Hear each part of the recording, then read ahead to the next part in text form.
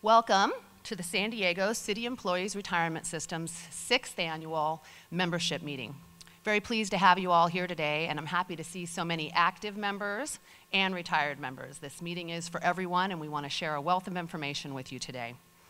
I'm Cynthia Queen, the Member Services Director, and soon you'll be hearing an overview from my colleagues, Mark Hovey, Mary Lewis, Elaine Reagan, and Liza Chrisofi. And we're here to tell you all about your retirement system. That's why we're here, and we are glad to share with you. We're going to start with a formal presentation, and then we will move on to the question and answer. Again, I encourage you to fill out the cards, and we'll be glad to take those questions for you. And thank you again for being here today, and I will now turn it over to our Chief Executive Officer, Mark Hovey.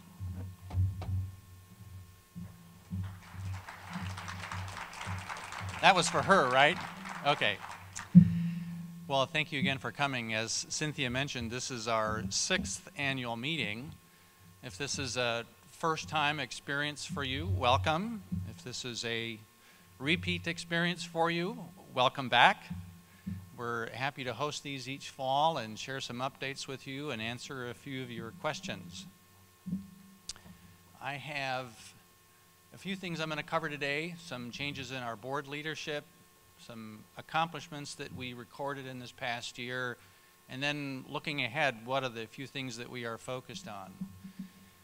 First of all, our board looks a bit different than it did last year. We've had considerable change in our board composition. We have 13 board members, 6 of whom are new.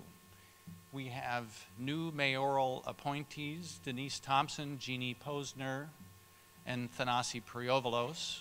We have a new mayoral designee. This is the mayor's representative, Natasha Kalura. And we have new elected members, Jimmy Steele and Jeff Wallace.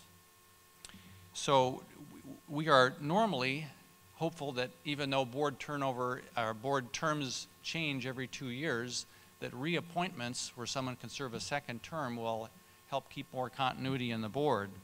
But we're very fortunate that a existing board member, Ed Kitrosser, was reappointed to serve a second term. Ed is here today. Would you raise your hand, Ed? So Ed is our board president.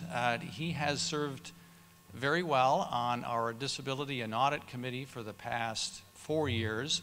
And now as a board president, of course, he'll be serving on all of our committees. So his peers elected him president at our meeting a few weeks ago.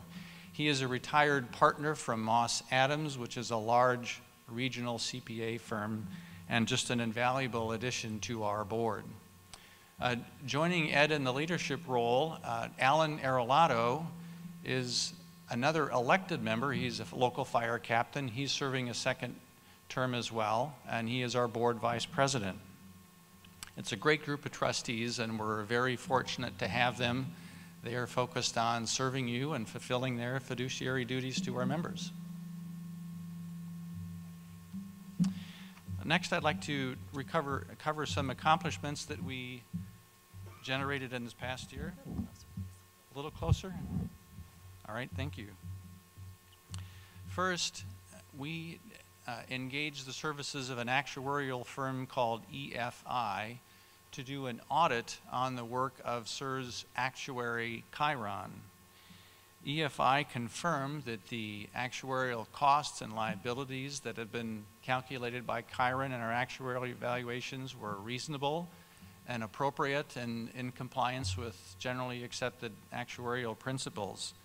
This is a great governance measure for us to have this audit done. We're very pleased that the results came out as they did. Second, we completed a risk assessment based upon the Association of Public Pension Fund Auditors guidelines. We reviewed 25 management and operational functions and the related controls associated with the best practices in these areas. Evaluation comments were prepared for each one, and noting any organizational opportunities for us to improve our controls. We were real pleased that in all areas, the operational function categories were rated as compliant or satisfactorily compliant. Next, in terms of retiree health, we've been spending a lot of energy continuing to support that program as well.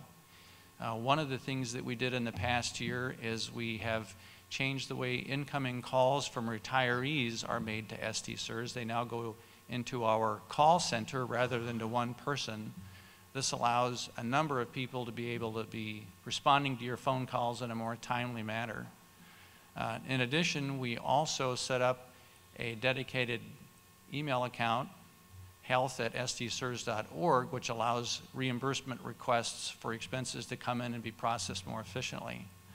A third thing we did is we worked with the Social Security Administration and identified easier ways for retirees to learn of their annual Medicare allotment from the Social Security Administration. And then finally, we revised our procedures of notifying those who turn 65 what Medicare options are available to them. So a number of important things that we did to better serve our retirees in the health function. And finally, you may have noticed that we've rolled out social media in this past year. We are now on LinkedIn, Twitter, and Facebook.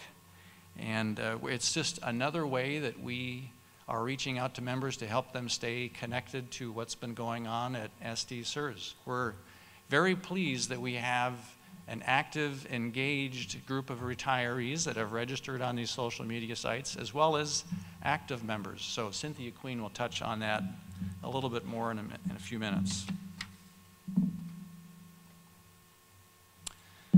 Continuing on, we recorded investment returns this past year of 13.4%. And that compares to our investment return objective of 7.5%. So very solid results. We also did very well against our benchmark, which is tied to our specific mix of assets and liabilities. So Liza will talk more about that shortly. Also, we reviewed our investment with our investment consultant, Hewitt Ennis Knupp. We reviewed how the impacts of Proposition B affected the retirement system. As you may know, Proposition B closed the defined benefit plan to any newly hired city employee other than for police. So in Hewitt Ennis Knupp, our investment consultant, their conclusion was that our long-term investment horizon supports our current mix of US stocks, international stocks, real estate, and private equity, and that revising our current mix of investments really doesn't meaningful impact our investment risk. So even though Prop B is out there, it doesn't really impact the system as we see it right now. From a governance point of view, a key goal of ours this past year was to ensure that our staff members were engaged in leadership and key roles in conferences and training sessions around the country. And I'm very pleased to report that 6 of our employees served as panelists, sometimes more than once, at some key conferences that were held this past year, including the Stanford Fiduciary College and the Institutional Investors Conference. So we've got an engaged staff that I think is making a difference in the public as well. And then finally, our administrative costs and our overall spending this year once again finished under budget. So that's good news. Our investment expenses were a little bit higher than what we budgeted for, but with investment returns of 13.4%, our investment fees are tied to our assets. So higher assets mean higher fees, so we expected that. But we remain committed to ensuring that we are controlling our spending in a responsible way. So looking forward, a few of the things that we're focused on in this coming year. One is continuing to focus on communications. Besides the social media sites that I talked about recently, we conducted a survey with our membership on how to improve our website. And we had over 100 responses from members giving us suggestions on what we could do to improve things. So we're looking to enhance our website to be more member-friendly and proactive. We'll be adding content on how to do retirement applications online through our website. And we're updating our retirement booklets on benefits for our members continually. And we're making updates to our website several times each week. So we encourage you to check us out at sdcers.org. From an internal control point of view, we are going through a thorough data conversion cleanup exercise to ensure that we are ready to go with our new pension system. This will ensure the highest level ever in the accuracy of our pension calculations. We're implementing an updated plan to ensure all of our documents are stored electronically for faster access. And we're studying our job descriptions on our associated training to ensure our new system will be properly supported going forward. And mentioning that new pension system, yes, in 2014 we'll be having a new system debuting. We're really excited about the improvements, not only for SERS, for SD SERS, but for our members as well. Our retirement process will be online, as well as the ability to register for retirement seminars. We're automating our creditable service calculations, which will ensure that they're more speedily done. And then finally, our correspondence will be automated and member-specific versus bulk mail. So we're looking for better ways of communicating with you and targeted emails. And then finally, we're looking to resolve, you've heard me say this in years past for those of you who've been here, we're looking to resolve some remaining litigation. We had one large case associated with purchase service credits, which has largely been dismissed against SD SERS. There are a few remaining issues there that we're likewise hoping to resolve in the upcoming year. And then we're also in the settlement discussions with the city over the substantially equal or UAL or unfunded liability lawsuit. The city has been pursuing an action against SERS which would require investment losses to be shared with the members, which we strongly oppose. But we are close in our discussions to resolving that issue with the city. And if we're able to knock this last lawsuit out, it will be the first time in a decade that we have no litigation with our largest active plan sponsor. So we're very excited and looking forward to that. So that's it for my comments right now. With that, I'm going to turn it over to Elaine Reagan, and then again, we'll have time for questions a bit later. Thank you.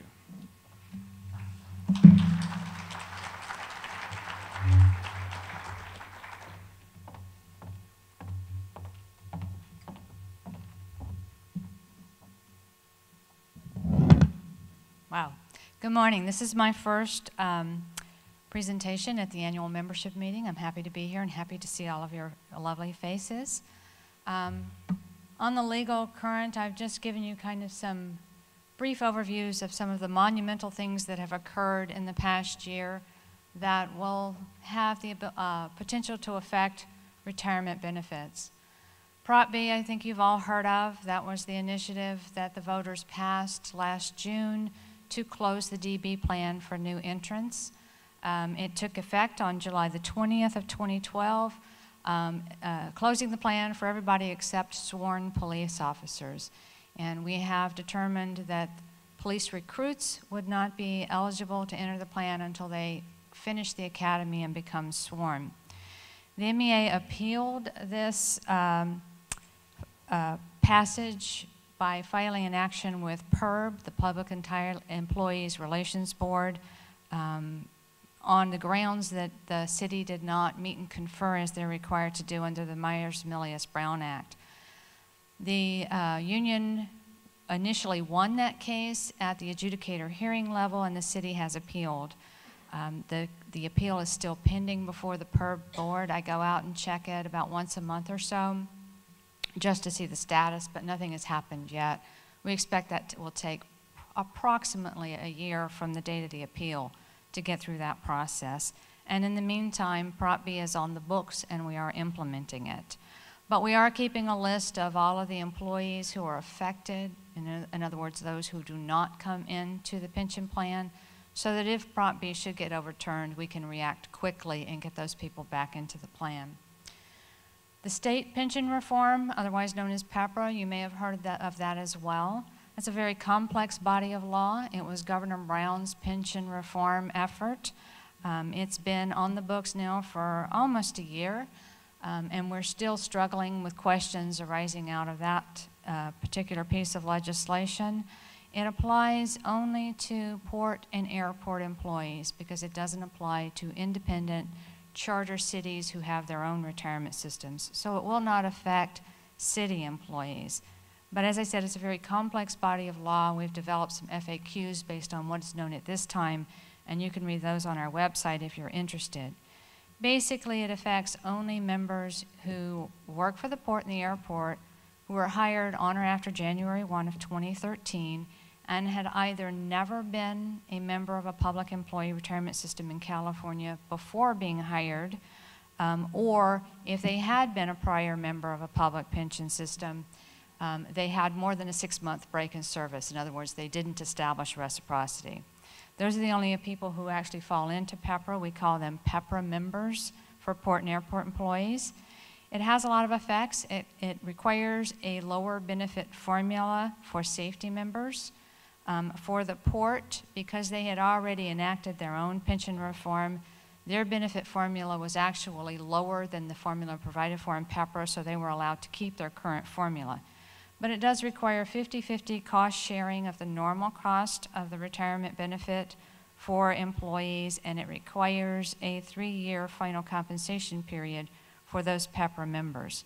It also has a new definition of pensionable pay for PEPRA members that limits any add-ons, such as canine pay or motorcycle pay or any of the other add-ons that you see that some employees receive. PEPRA members won't receive those as part of their pensionable pay. They're limited to base pay. PSCs, it eliminated the ability for all employees, whether or not they were hired on or after January 1 of 2013, to purchase the 5-year PSC. So that is no longer eligible for port and airport employees. And it contained a felony forfeiture provision similar to what is found in Prop B, that if an employee who is convicted of a felony arising out of their job duties, from that day forward, from the day of the commission of the felony forward, they forfeit their retirement benefits, and all they can receive is a return of any contributions that have been made without interest. So that's pretty tough.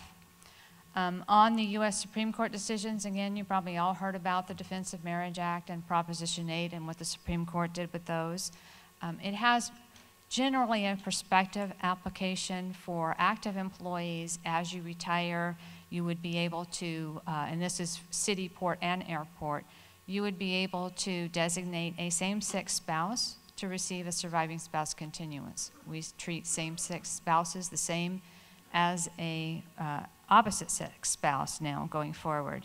It also provides for a tax benefit. The tax consequences now for married same-sex spouses would be the same as for opposite-sex spouses.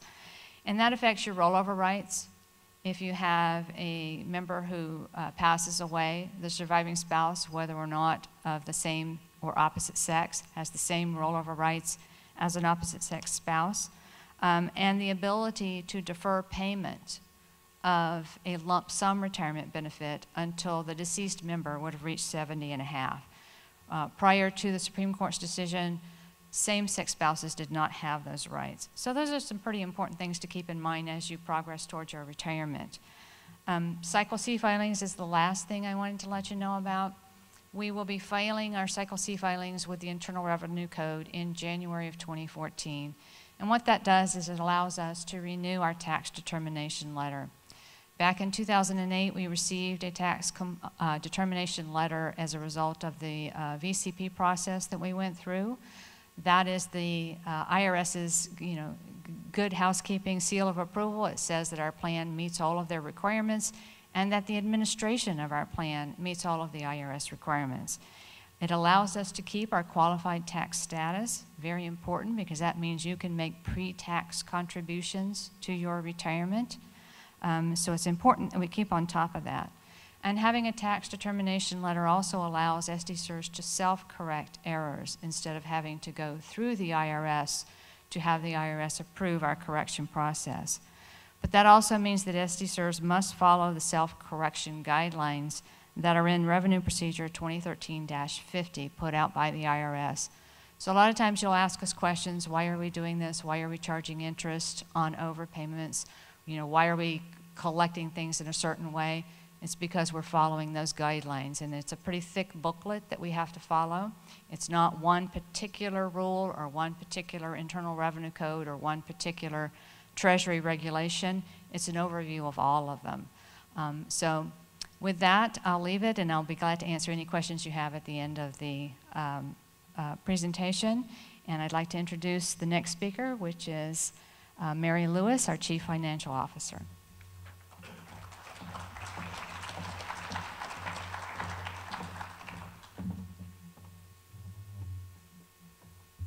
Thanks, Elaine. Good morning. And you see us, we're not passing notes up here. We're looking at questions that we're getting from you to prepare to answer them. A lot of great questions for the Q&A, so stay tuned after we finish our remarks. So I have three things to talk about. The first one I think is going to be of great interest. Every year we do a calculation. When we complete our financial work, we determine the realized earnings of the system. And then we go through a formula that's in the municipal code, and that determines if we pay the 13th check and the Corbett amount that year. And that is all laid out in the Muni Code, and we take realized earnings, which this year were over $241 million, deduct administrative expenses, interest, and so forth. So the good news is that there are sufficient realized earnings to pay the 13th check this year, as well as Corbett. In addition, because we did not have sufficient realized earnings last year, that Corbett benefit was accrued, and so we'll be paying last year's Corbett in addition to this year's Corbett. So that's good news.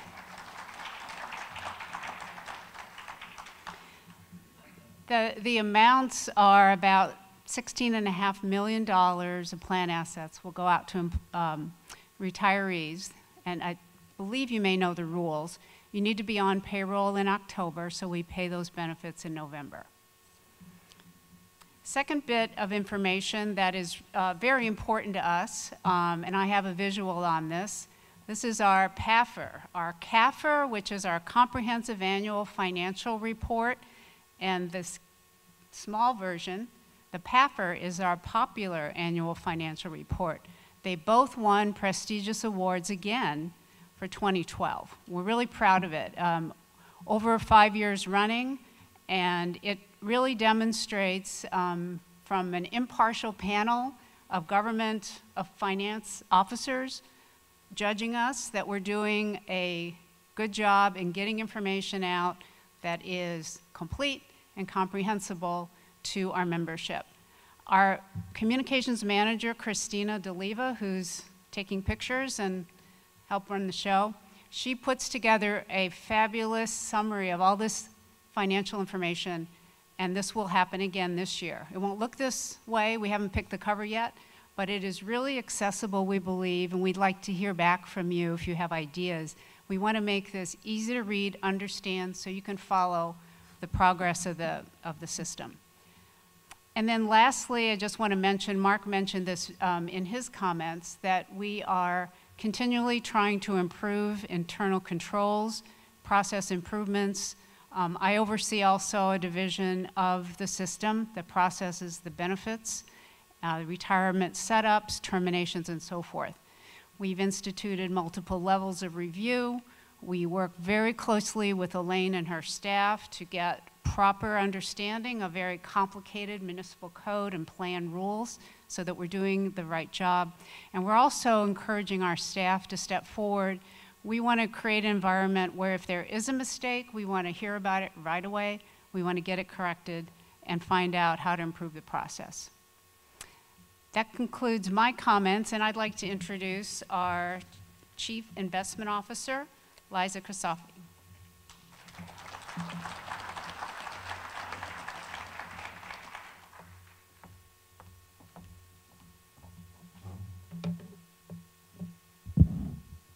morning. Well, it always makes my job a little easier when I have good numbers to report. So as Mark mentioned, this year, for the fiscal year, we were up 13.4% net of fees. You can see how that compares to our benchmark, so it was a very good year. You look at some of the longer term numbers, for 5 years it still looks pretty low, but keep in mind that that number still includes the market correction of 2009. When that rolls off next year, those numbers will improve. But again, looking long term, 10 years and since inception, we're at 8% and over 9%, so very good long term results. And then just to give you some commentary on what happened in the markets last year. US stocks were the strongest asset class, up over 22%. And really that's a function of what was going on in the economy. There was some stabilization. The employment picture was improving. We've had solid corporate earnings, low interest rates, an accommodative Federal Reserve. And in US stocks, the best performers were small cap stocks or stocks of small companies. Active investment managers outperformed their benchmark by over 1%, which again is a very good result. And as you remember, we invest both actively and passively through investing in indexes, and then we hire investment firms, and those active managers outperformed. And then really all asset classes added value over their benchmark last year.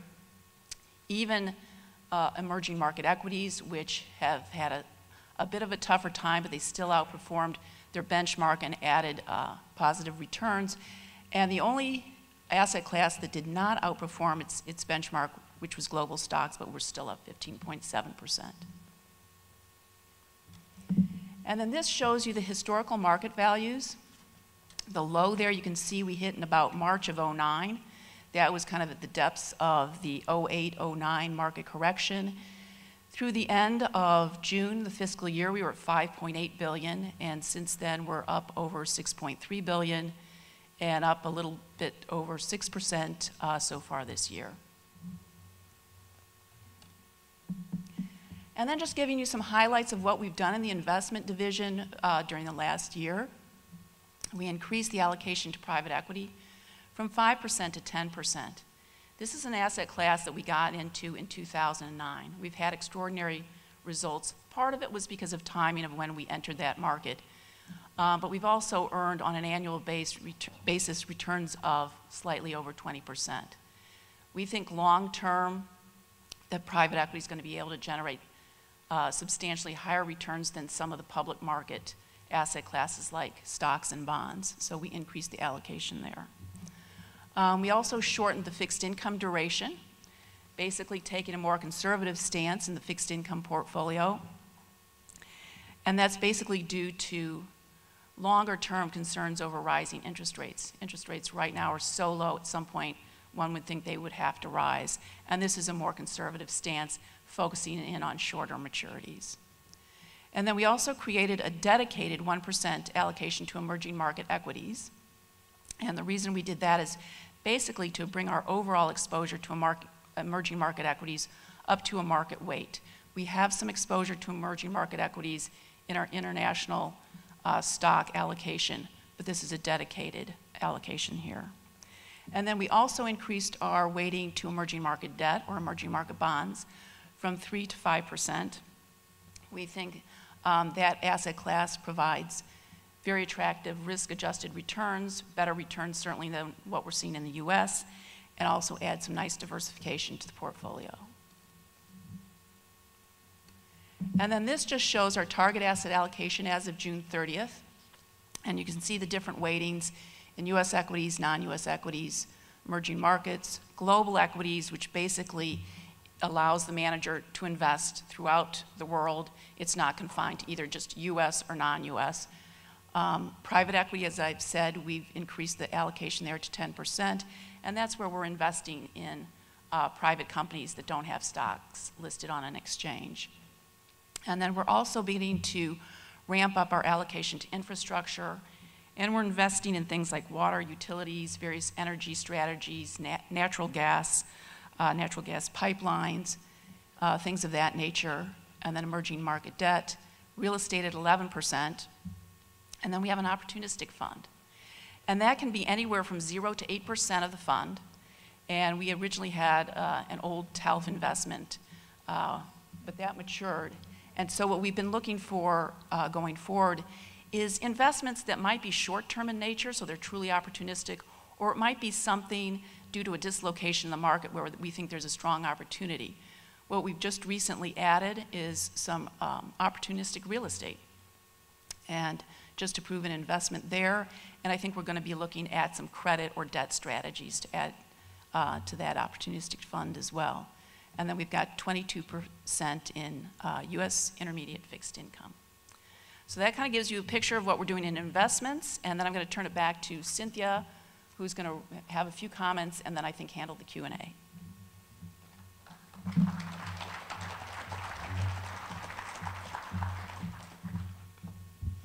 Thank you, Liza. I hope you were all paying attention. There will be a quiz on the investments portion after the Q&A.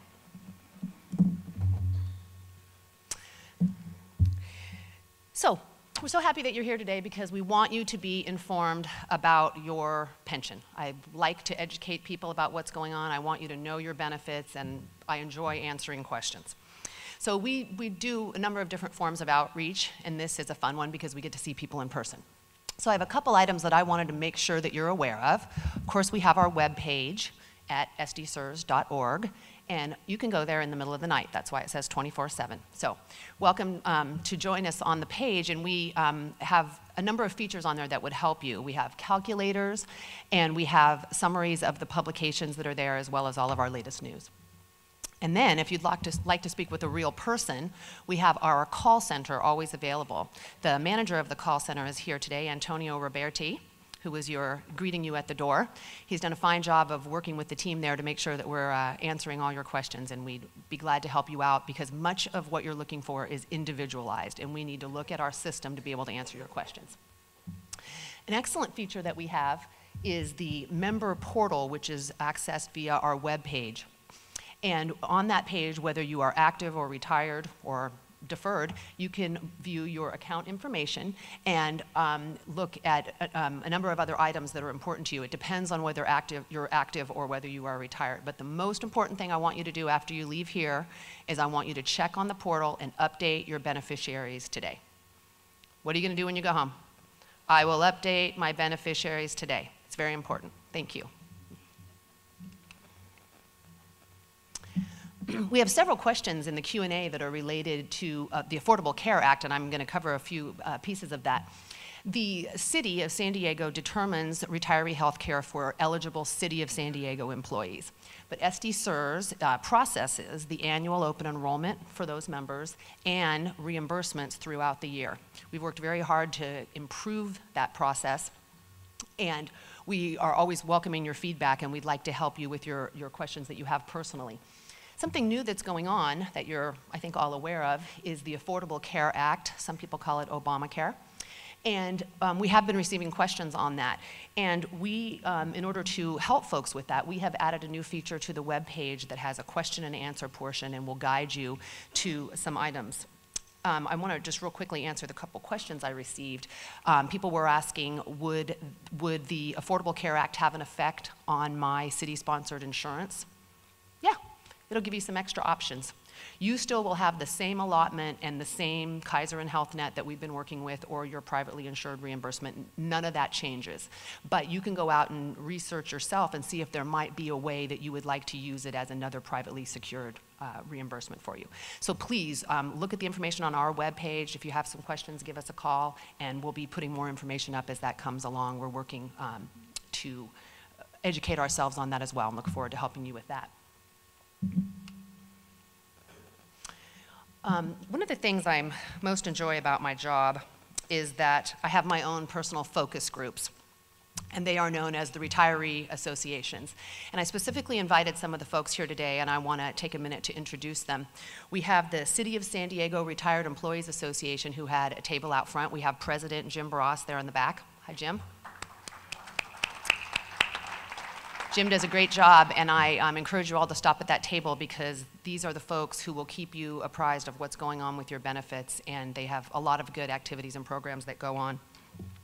We also have the Asks Me local chapter of Chapter 36 here, and Joan Hernandez is the leader of that group. She's also here working at the table out front. There's Joan. Thank you.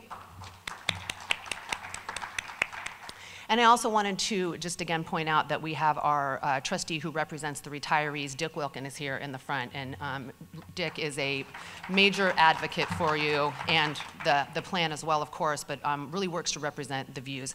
So I work closely with these groups to gather feedback and to make sure that we can provide as good of information as we can to you. And I attend their meetings monthly. And additionally, we have a quarterly group that is the leaders of all of the retiree groups, including the retired and fire police. And Mark and I meet with them to make sure that we're handling all of the really important topics. And I find that to be very valuable input. Now, Mark mentioned earlier that we have moved into the modern world with social media, and I'd like to give a special thanks to Christina DeLiva out there, who really worked hard to get us all there. And as Mark said, we've got Facebook, LinkedIn, and Twitter accounts, and what I really want you to do after you update your beneficiaries is, just to make my day, I want you to like us on Facebook. I can't get enough of that. Hold on. Like us on Facebook. Thank you. Additionally, I wanted to mention that another feature we added this year is we invited some of the city's partnership vendors who represent both the active and retired employees. So out in the lobby, we have the San Diego Metropolitan Credit Union, and we have Sprint. And along with the retiree groups, you can take your choice of fighting over the hummus, the cookies, or the free phones. Oh, no free phones today, sorry. But hummus and cookies, and it looks really good. So, thank you for all of that. Now, we're going to move on to our questions. And I am very impressed with the number of questions we've received. I think maybe it's easier to write it on a card than to have to stand up and ask it yourself. So I like, this was a good idea for us to implement. And we are going to do our best to answer these questions fully for you. I've got my police entourage here today in case I have any really difficult questions. Told you I was going to point you out. So I'm going to start out with my favorite question that we received, which is a good one. It said, did you invite the media, the television, or any of the local newspapers? It's a good question. Christina was certainly on the phone with all the media last night. And this is a public meeting, everyone is welcome, and I was hoping that Oprah was going to show up, but I don't think she could make it. So it doesn't appear that we have any media, but there's nothing more important to me than City TV 24, so please tell your friends they can watch this later. Okay. So we're going to move through this. We've got just enough time for this. I'm going to, this next one is for me, and then we'll move along to each of my colleagues with their questions. So one person asked, can you buy service years from working part-time at the city? This person has a combined record where they work full-time and part-time. This is a question where we want to answer this question for you individually. You may have some recollection of what type of time you had worked, but we always have to check this record very carefully. So for a question like this, I want you to give us a call at the number that we provided, and we will go through your record and walk you through the steps that you'll need to look at exactly what's available to you. You're always welcome to do that, and you can look for that information on the webpage or by calling. Now, I've got some questions on the Deferred Retirement Option Program, the DROP program. So we're going to start with Mary Lewis. And there are a couple questions that are a little bit related, and I'm trying to group them together. Sorry. So, for Mary, what are the expected changes to the DROP interest rates, both the active rate and the annuity rate? Okay, yes, lots of questions on DROP. So we post on our website, and it's available now, the 12-month rolling average of where the indices are, what they're showing in terms of interest rates, both for the DROP account and for the annuity. Our board has the authority to set DROP interest, and they've done so. There are 2 board policies, board rules that determine what indexes we use and what percentage of each index to determine a rate. So for the DROP accounts, we use short-term indexes, 5-year money, risk-free, is what the DROP account gives. And then for annuities, we look at 20-year rates. The timing for when that interest, those 2 rates are determined is in November now. We've changed our board schedule, so this November, I'll be taking to the board where that 12-month rolling average, which is all by board rule, board policy, where that is at the end of September. And on the website as of August, and this is just available for you to watch the trends in interest rates. As you know, they're extremely low. They've ticked up recently, but still kind of at historical lows. For the drop account for 5-year, it's 1.13%, and for the annuity, it's 3.15%. That's at the end of August. That's not the final number that'll go to the board because we still need to input the September data. That's the process, how we weight those, how we come up with that 12-month rolling average is determined by our board, and we follow that, post the information so you can monitor it, and then take it to the board in November. Effective date will be January 1. Thank you, Mary. And we've got a follow-up question to that. First, I want to point out to you that as we get a little closer to that board meeting, please do look on our webpage. We always let you know what is coming up on those board agendas. That's the best place to look for that. And then, Mary, the question is, since Liza Kristofi and her team have done such a fabulous job of bringing in huge returns, why not raise the drop interest rate? Well, once again, it's not, it's our board's decision on how to set those rates. We're talking about, for the drop accounts, 5-year risk-free money. So from what financial institution could you get a return risk-free at that level? So we're prudent guardians, custodians of pension assets. So I think that's something our board takes very carefully and seriously in setting policy about the rates. If we had another bad year and we had when the market crashed, our returns were in the negative category. Would you want to have your drop account be at risk? So you're not taking any investment risk with your drop account. And so we have set these rates, our board have set these rates based on a policy, looking at what's reasonable for short-term money, for 5-year money, and then for a 20-year annuity. Thank you. This question is for Liza. What incentive is there to leave my money in SD-SERS if I can make a better return on the outside? There probably isn't an incentive to leave it at SD-SERS, but I'd sure like to know what you're investing in.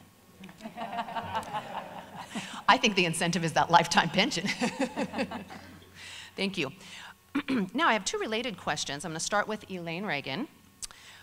This question is the Corbett settlement the law, and why do you have an option not to pay it?